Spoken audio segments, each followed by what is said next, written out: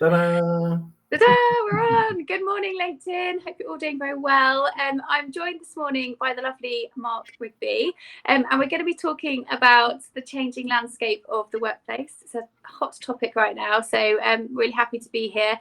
We're slightly freestyling today, aren't we, Mark? Yep. It might turn into Christmas jumpers.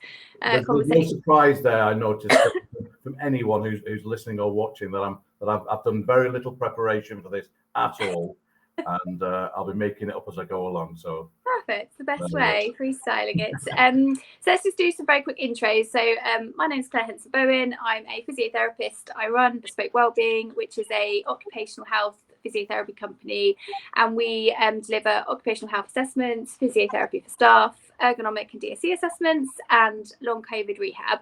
And I actually met you, Mark, didn't I, when I used to work at King's College Hospital in the NHS health department. So we worked with you looking at our ergonomic supplies, and since starting Bespoke in 2014 we stayed in touch, didn't we? And we've sort of supported each other, and I often ring you up and say, I've got this really awkward ergonomic setup I need some help with, what do I do? And you help me. So the latest one being your husband, if I'm not very much mistaken. Oh, I know.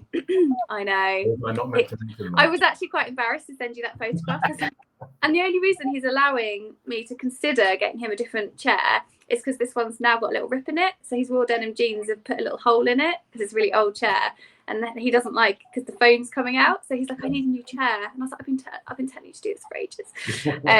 So yeah, I know it's really embarrassing. Yeah, I have told him. Can't be told. It's often the case. People think they need a new chair when it literally either breaks or, as you said, there's a little tear in it or something. The fact that it's absolutely atrocious, and doesn't actually work often half the time the functionality doesn't work. Forget the ergonomic principles, but the chair itself is knackered. But it's only it's actually not broken yet, and it's only when that arm actually snaps off that people will change. So. I know. Well, I was embarrassing sending you that photo because I felt I had to caveat it with a little PS. By the way, I know it looks awful. He's not got a laptop riser, separate keyboard and mouse. I know. I think myself and anyone in our industry can write a book, a very visual one, I might add, of all the ridiculous ergonomic setups people have worked in or continue to work in.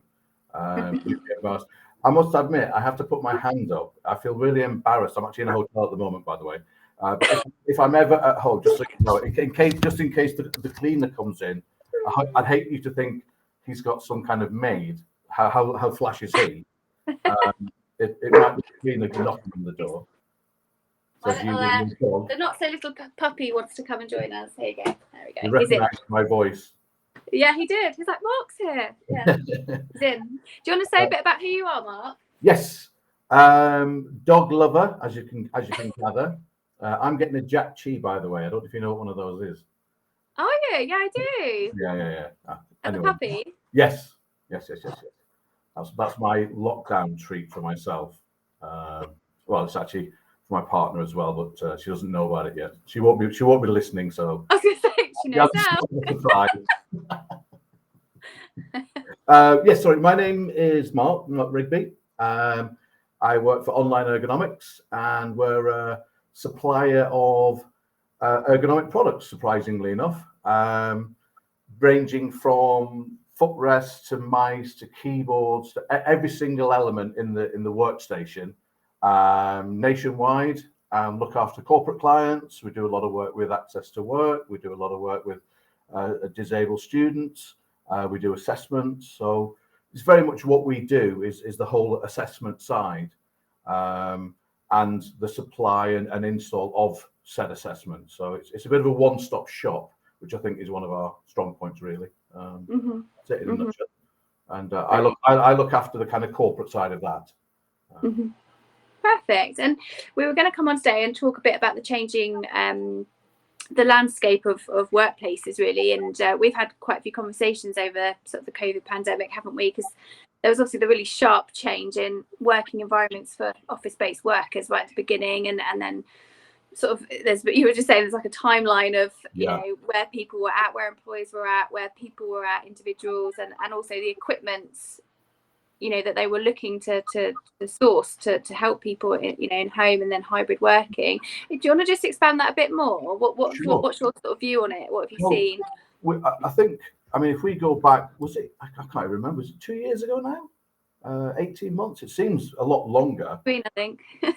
When it first started, it was literally a bombshell, similar to the one we're facing now in modern day, where it's on Monday, we're back to arguably square one. And it's literally like that. Come 3 days ago, everything was hunky-dory and slowly getting back to normal. And now we would appear to be going back to square one. And I remember last time, it was actually on a Sunday evening when Boris announced it. So there's a massive amount of ambiguity as to whether people should even turn up for work. I know this is going back, but if you remember, it was late on a Sunday night. And I remember, luckily my team and actually my ultimate boss are all friends. We're such a small company. I have all their home numbers and was like, listen, what's happening? We're working tomorrow. We're coming into the office, blah, blah, blah, blah. So it was an absolute, not catastrophe, but it was seismic, the change. Because I arrived, I work from home, but I turned on my laptop in the morning and the email thread was literally, help me, what are we meant to do? And that was just my boss. No, it wasn't. These were all the clients basically saying, we're not sure what we're meant to do. You're our ergonomics guy. We need help. And the initial kind of influx was that of panic, and with panic ensues panic buying, because no budgets had been allocated. So we have a varying degree of clients, and I don't mind name dropping. One of them is Google, and in the UK, and what their reaction was, everyone gets $500 or the equivalent, and everyone was let to go and say, right, stay at home. If you need to bring anything from the office, we're going to allow you to come in phase by phase. So whether it's accounts coming on Monday and finance on Tuesday, come and take what you need. Obviously your personal belongings, because one thing I have learned from doing workstation assessments is the number of shoes tend to be women have in the office. 23 is the record, by the way. And that ties into another story about them wanting lockers later on. And I was saying, well, what are you putting in the lockers? And then I remembered this woman actually had 23 pairs of shoes under her desk. So they allowed them to come in to take their personal possessions, and also anything they needed from the office, whether it was the laptops, keyboards. As you can imagine, there's a certain number of people with, MSKs, issues in the office, with problems. So if they had a special chair or any ergonomic equipment, you might as well take that home with you. Bearing in mind, if you remember, it was similar to the start of the First World War. It was all going to be over by Christmas, kind of thing. So it was a temporary measure, so everyone could take what they want. And then as the weeks rolled into months, people then realized this is a little bit long term. This working from home thing is rubbish. We need some decent equipment, and that's when they started to throw money at it. Albeit again, not allocated budgets, and the knee-jerk reaction was a fixed sum of, and again, if I use Google example, it's £500. People went. I'm sure a lot of people just spent it on whatever they want. They didn't have to produce any receipts. So you had people buying gym balls, people buying hammocks, people buying bean bags, all kind. And even from an IT perspective, they were buying IT equipment that wasn't even compatible with their system. So I'd say 6 months in, there was like a review. If I stick with that same company, their review was, well, that was a total waste of money and it was a total disaster, because we have all these bean bags, hammocks, and shiatsu kneeling chairs and various things which we can't service. And people, I mean, I'm trying to think what the stupidest one was. I'll come back to me, but hammocks wasn't the stupidest, believe it or not. And they were saying, we saw a lot of gaming chairs, people buying gaming style chairs, and you're like, well, how are you going to sit up and work at your computer with that? They're like, well, I know it's hurting my back now. And needless to say, from a supplier point of view, we were asked to supply all these things. So not only I can give you a perspective from the employer saying, right, this is what we're going to do. I can tell you from a supplier, we were told, and there was a rush on for anyone with any chairs. Basically, this was before the kind of supply chain issues. But if you physically had office chairs, you were in business basically.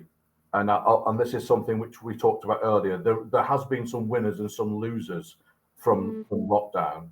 So I was getting phone calls every day saying, listen, we're looking for chairs. It's like, brilliant, because none of the suppliers that could make chairs, all the usual suppliers whose names we can talk about, shut down, whether that was in Scandinavia or whether that was in UK, they were all closed. So there's nothing to be produced. So, from the likes of Orangebox and MDK and people like that in the UK, they were all closed. Haag, Flock, etc. All the Scandinavian companies were closed. So if you had stock, you were king. So like with any supply and demand situation, the price went through the roof. And it became almost a bidding war saying, listen, because we would have phone calls saying, how many have you got and how many have you got now? And I was saying, well, listen, we've got, let's say, 150 of those. But that I can only hold that for maybe 4 or 5 hours because I've got other people want. So if you want them, you place the order now. And the flip side to that was they had to be boxed because obviously we couldn't deliver them in store fully assembled. So you had to have chairs, and because a lot of people have chairs and they have them fully assembled, ready to go. But we couldn't send our drivers out. Couriers weren't working. Couriers would drop boxes off at the end of the garden path, if you remember rightly. But then the end user had to ultimately put them together. So it was a conundrum, and it became a bidding war. And we were lucky. One of our kind of strong points is we hold lots of stock for lots of products, because then it went through the chain of laptop stands, keyboards, mice, all these kind of things. And people were frantically trying to buy containers of product from China, from Southeast Asia, of the peripherals, the keyboards, and all that kind of stuff to get them in time. So that. And you guys put together like homeworking kits and things, didn't you? You had like kits. So they got as everyone else, we weren't kind of pioneering in that. That was the model. Everybody wanted homeworking kits of varying degrees and varying budgets. We had another client, a London-based client, who wanted a desk, a chair, a laptop stand, wireless keyboard and mouse, and the budget was £200, and that had to be delivered and installed anywhere in the UK. Which that may seem quite a healthy budget, but for the ergonomics market, that is, a decent keyboard and mouse and laptop stand might cost you £200, let alone a desk and a chair, and physically delivering it by one of my drivers and installing it in Aberdeen. It was a challenge. We did it, but it just meant that because money was, as always, but I think because it was such a surprise, the bottom line became very much the most important line of any transaction. And so there was a race to the bottom with regards to quality. So it's fair to say we sold out of our cheapest mice, keyboards, footrests, laptop stands, and chairs very, very quickly. And in the end, we had to say to clients, listen, I've got 300 chairs here. Yes, I do. If you want 300 chairs, I've got them. And they're all boxed. They happen to be high-end ergonomic chairs, and they're going to cost you the best part of £850 each. So if you want them, that's and as a salesman, it's, if I could get you anything cheaper, I could, but there is nothing out on the market. So it was a frustrating part situation, but highly, because it was highly fluid, and it's my only experience of being a Wall Street trader. In that, literally, you had phones, and it was buy, sell, buy, sell. You were fluctuating with the market and the price of this and the availability of that and the scarcity of the other things, which we termed as I mean, I'm not a contract salesperson. I deal with one person, invariably with issues, with one chair and one desk, or one set of accessories, and we were dealing with large volumes, whereby supply and demand became a word and a variable which I'd never really got used to. So it was strange. And how are things now? Are they getting back towards normal, or it's gone through another phase. Things have gone back to a degree of normality. I think that the whole panic stage has gone. I think we're about to go into it again, believe it or not, start on Monday. I'm digging out my old proposals and my old emails from 2 years ago, getting ready to send them all on Monday. It's like going back in time. But as the title suggests, the landscape has changed, albeit from a cataclysmic event, and it's changed. And I think we'll never go back to how it was. Offices are still spartanly populated. I'm going to see people, and it's strange, when you're assessing someone in their office, not at home, in their office, and you're talking about, the acoustics, because we take a holistic approach, and they say, yeah, it's very echoey. It's yes, because there's no one in here. There's only 4 of us in here. So, and that will change. But they're not bringing people back. They are downsizing. I mean, we look after some very big corporate clients who have many floors in buildings, and it tends to be about a third they're keeping, and which is a great saving from a footprint. And if you take that to kind of central London, and you've got 4 floors in a tower block, and you can now keep 1 floor. That's going to be an amazing overhead saving. The flip side of that being, I mean, I don't know your experience of lockdown. And it's a very 50-50. You either love it or you hate it. At first, everyone loved it because it was a little bit holiday-ish, and you could do those jobs at home that you've been putting off, and you did do less work. But then people kind of realized, actually, this isn't a Sunday, it's a Monday, and I have to be at work. And once you realize everyone else is in the same position, you carried on with your job, albeit virtually. And I think there's evidence now that people actually worked harder, did longer hours, which built in an inherent mental health pandemic, for want of a better word, that we hit further along the timeline. But from a commercial point of view, companies have now downsized their freeholding.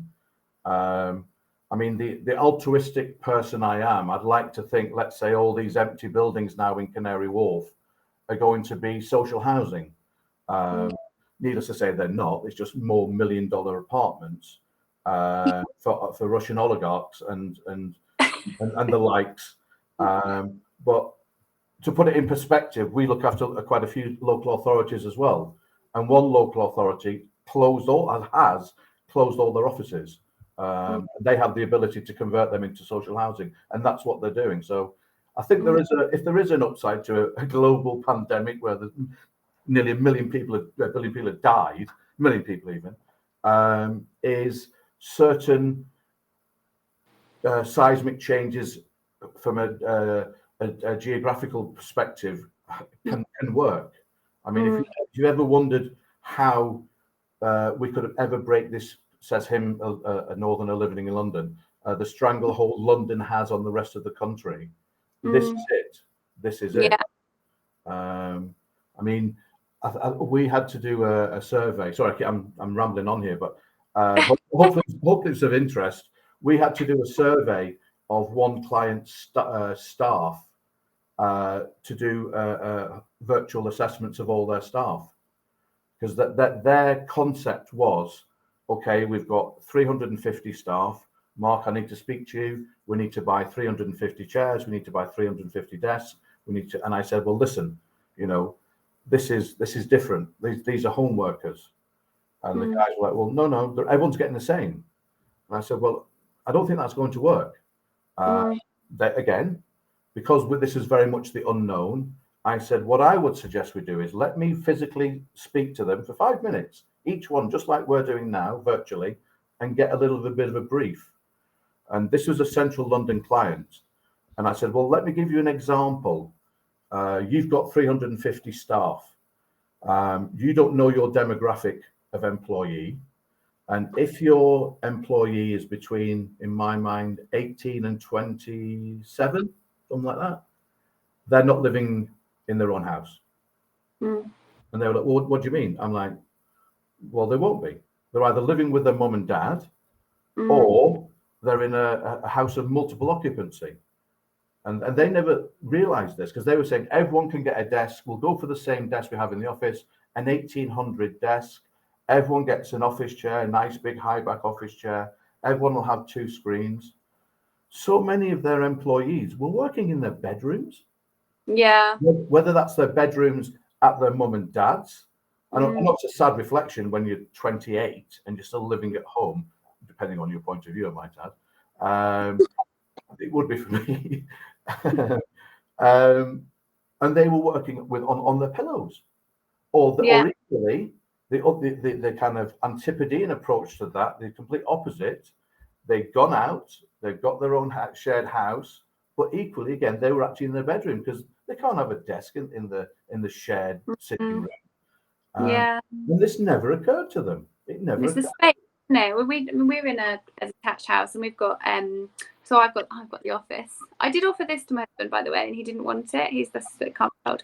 So he works in the kitchen, where we've got a dining table that's really tall, so it's a bit useless, but we've got it, and then we've got the island, so he's in a high gas lift chair, which was broken.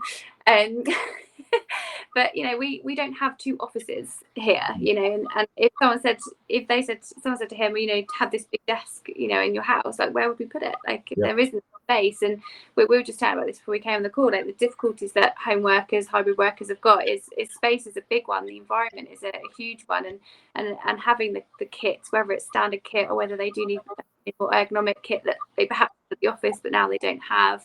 And I think one of the other things we see a lot of is people have improvised, and they're like, oh no, I'm fine, because I've just put my laptop on 3 Amazon boxes, but then they're kind of trying to use the keyboard like this, or I'm just using my dressing table, which is really actually too high, and it's got a massive whopping great big drawer underneath, so they can't get their knees under, so they put their saddle down really low. So again, they're sort of trying to get up to their keyboard. So that sort of improvisation of things were temporary to start with, but it has persisted.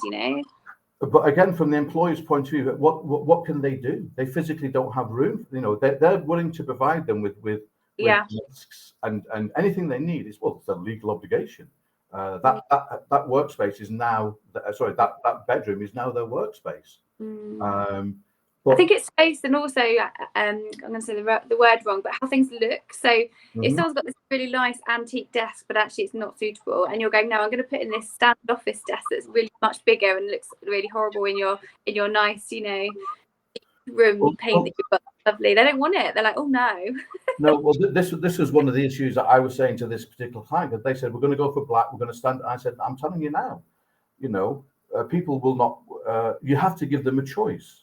Which, for the kind of minutiae, that adds a lead time on it and a logistical problem. But I said, I'm telling you now, if you're looking at this as a long-term solution, when I say long-term, 18 months and so on, so forth, you have to give people choice. It's going into their house. And some of the staff were quite snotty about it, saying, listen, you're making me work from home. Well, in fact, that's not true, but even so. I'm not sure whether they expected them just to lay them off. I don't know. But they're saying, and you're imposing work stuff onto my home. I have a very kind of contemporary looking, and I want it like this. I want it like that. I don't want things. inverted commas, crappy, because inverted, the price was low, crappy office chairs in my front room.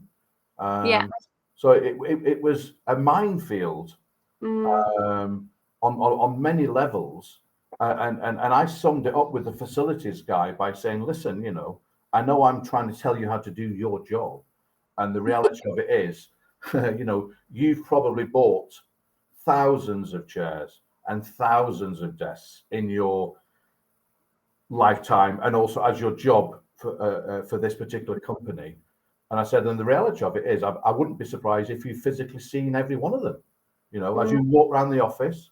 And I wouldn't be surprised if you've actually sat at 70% of them. As you go around and you talk to all the staff for various reasons. And I said, the irony of it is now, you've got 350 new desks, new chairs, which you will never see, as in you will never see them. You will never sit at them. Each setup is going to be completely different, because each one is the desk is of a different shape, different size. This one doesn't want a desk. This one wants a desk that has to be folded. This chair has got to be X, Y, and Z. And I said, but the reality of it is, from a legal perspective, your responsibility as the facilities manager is exactly the same. God forbid something happens to this person at their home, in their hammock, or on their beanbag, you're in trouble. And that was a bit of a strong arm tactic, but I said that is the nuts and bolts of it. So you need to take this seriously, and you need to think about it, rather than going at it cack-handed, saying, right, everyone gets this, or first of all, it's everyone gets money, then everyone gets what we say they get, and it's just not what, neither of them have worked as efficiently as everyone thought, put it that way.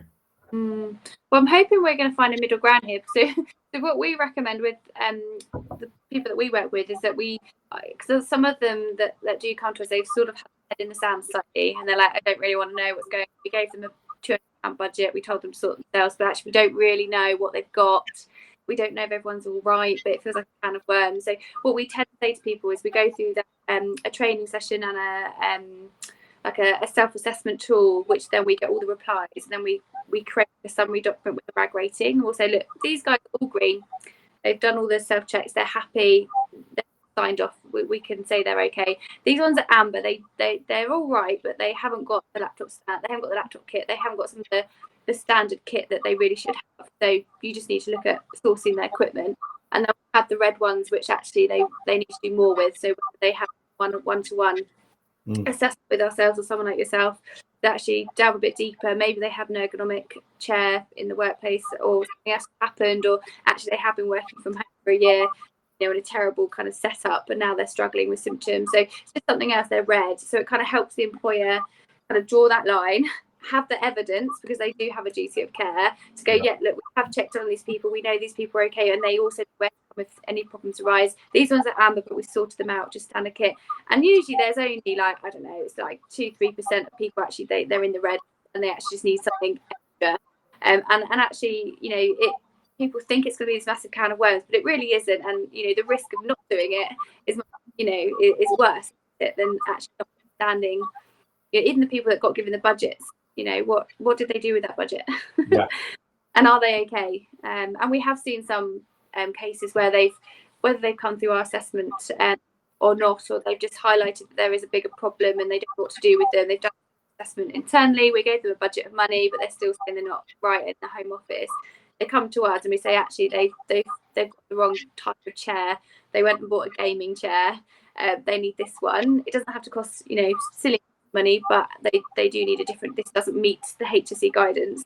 And they'll be like, but we've already given them a budget. We've decided to give them any more. And you're like, well, you can't redo that. Like, you still have that duty of care to meet the guidelines. So it's a very grey, difficult area. But a £200 budget, as you say, doesn't go that far in an ergonomic world of setups. No. That's kind of presuming they've probably got a desk and maybe a chair, and maybe they just need a few bits. I've seen some give £100. And you think, well, they're not going to get a lot for that. I think people have learned from that as well, because it said that was a historic approach. I'm actually excited in a way looking like Mr. Burns, from a monetary perspective, because as to what's going to happen on Monday, I'm expecting again another a whole set of requests, but at a much higher budget, saying, listen, we've done this before. Even though I don't think the lockdown on Monday is going to be anywhere near as long, I think it's an indicator that people are going to be working from home on and off, whether it's a year or two in, 6 months off, or what have you. And this is why we need to get that balance of working from home, and this brings into the hybrid worker. We've had dare I say, a practice at it for the last 18 months. I think very much the last 6 months it's been finely tuned. So now it's fair to say, I'd say 70% of people are hybrid workers. And I think it works. I think it's fantastic. A lot of everyone I've spoken to likes it. Going back to the altruism, the traffic is a little bit easier in London. The tubes are a little bit easier in London. Again, if you ever thought, how are we ever going to minimize the traffic and the tube congestion, short of building another line, it was minimizing the people coming in. And so there's only half the amount of people coming in. So the central line is fine now during rush hour. All these kind of spin-offs, all the positives, again, from a global killing pandemic, is our tube lines are a lot easier. Our traffic has eased a little bit. And because we're all now working from home to a greater or lesser extent. The initial problem of it being enforced was an issue psychologically, and that led to a lot of mental health problems. Now people are given a choice. They're seeing the upside of what it was, without being cliched. We can now stay in for when the boiler needs repairing and the school runs and all that kind of stuff. We've realized we've got that happy balance whereby, yes, it's 5 o'clock. I'm actually going to turn this off now. Albeit, I've actually worked a lot longer because I haven't had to commute for an hour and a half to get across from Westminster to Canary Wharf, which is ridiculous. So I think, up until, or should I say, for the last 6 months, it's been working. We've found that life, home hybrid life work balance. We've ironed out most of the niggles. We've got the right equipment there or thereabouts now. It's still taking time. There's a lot of people now having developed problems is now coming to the forefront, but it's no longer. We're getting asked, to put it in perspective, we're getting asked to go and see specific individuals, not whole staff. I'm just trying to bring Nick in. I don't know if you saw the message on the side. Nick has asked about whether manufacturers have produced or altered their products to fit in with the home environment. They have, and that's been a great, from the commercial perspective. Because initially, if you remember, all you could hear about was redundancies, and this manufacturer is closing down. This manufacturer is letting staff go. I'm going to be specific, and I'm sure they won't mind me mentioning this. It's not Nick's firm, don't worry. Orangebox, which is one of the biggest UK producers, let a lot of people go initially. You can imagine all their sales staff. They've got a massive showroom in London, 4 floors, sitting there empty, no business. Something's got to give.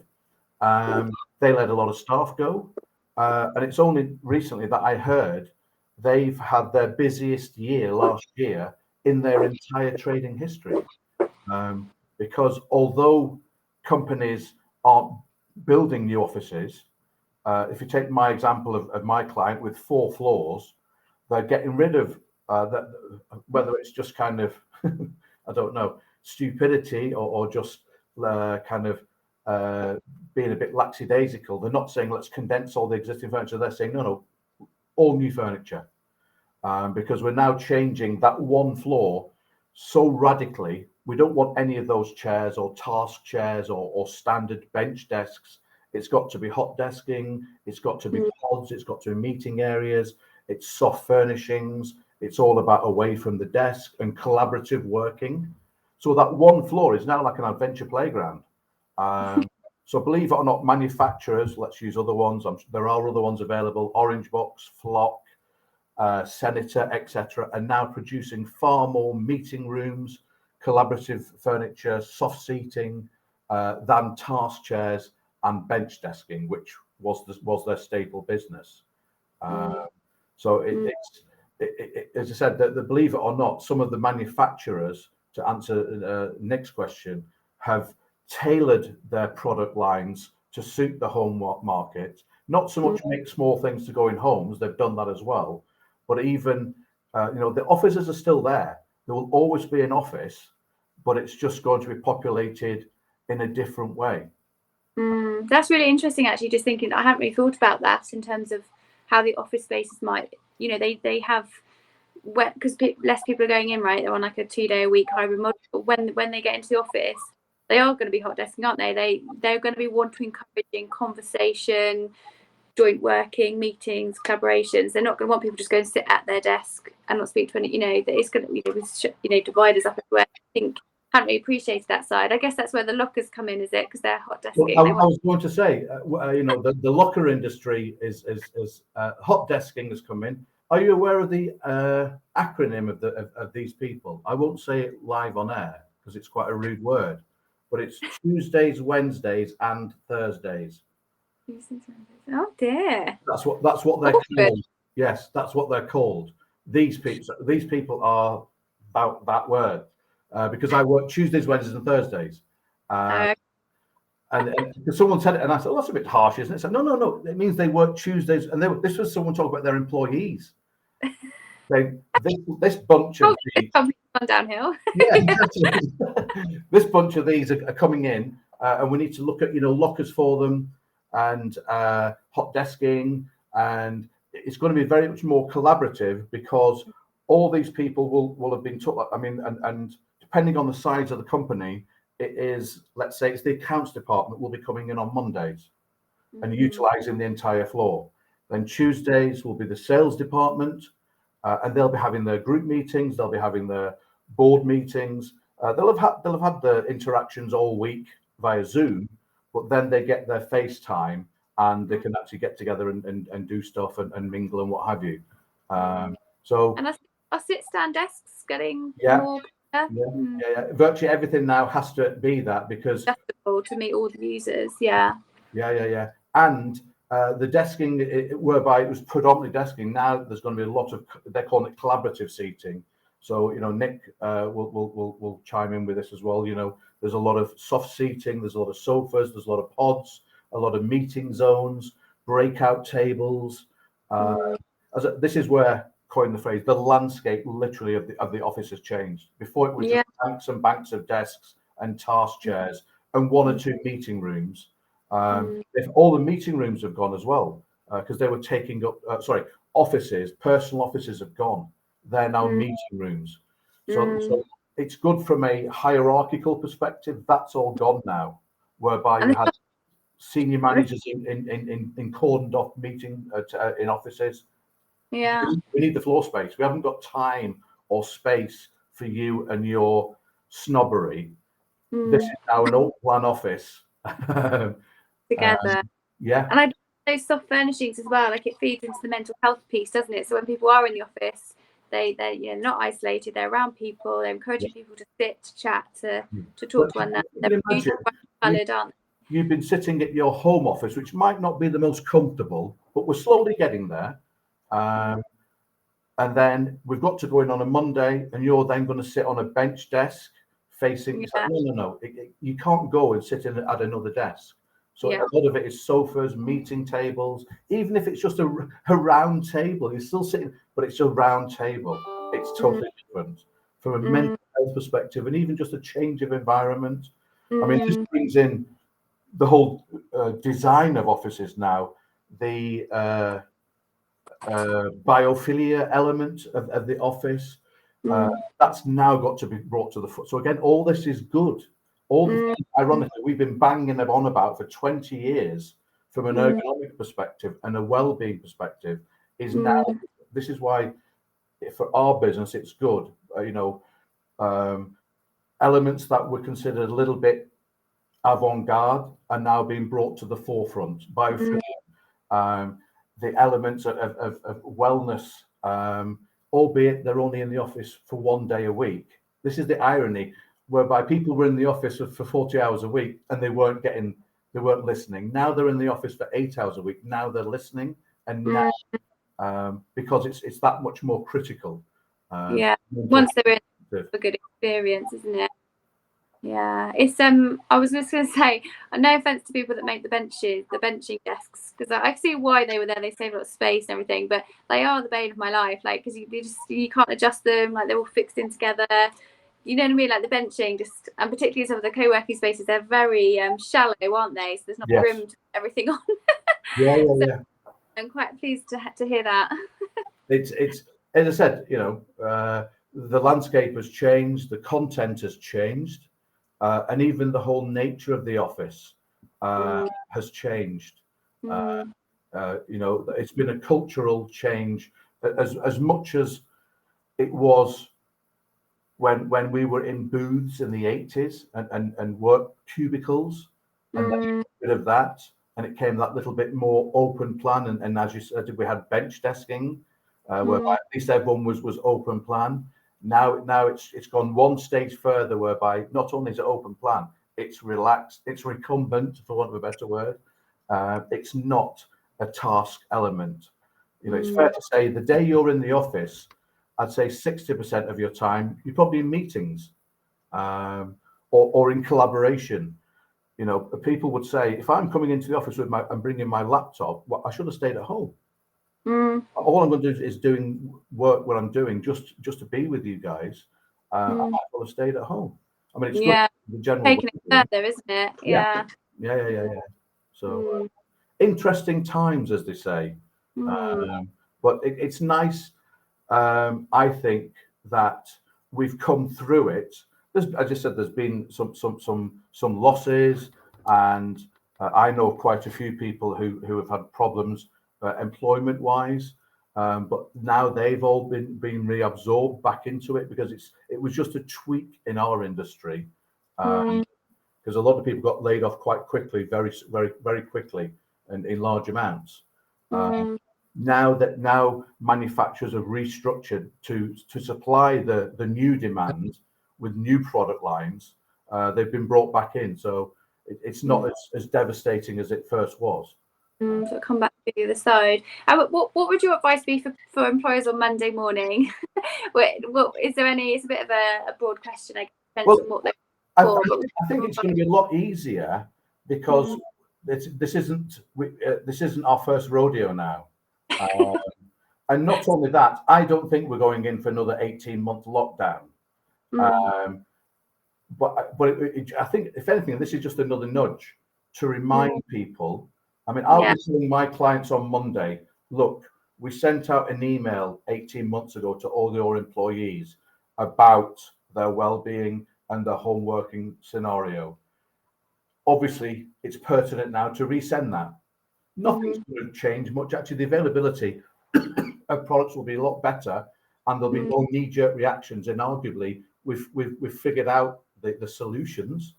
Whereby before we're just throwing everything all over the place, seeing what worked. We now know what works. We now know what budgets. I don't think there's going to be a massive spike of home working furniture, because that we've kind of gone a little bit through that. But it'll be another reminder that, listen, we're probably going to be at home, I'm guessing, maybe till Christmas or something. But that's still a long time.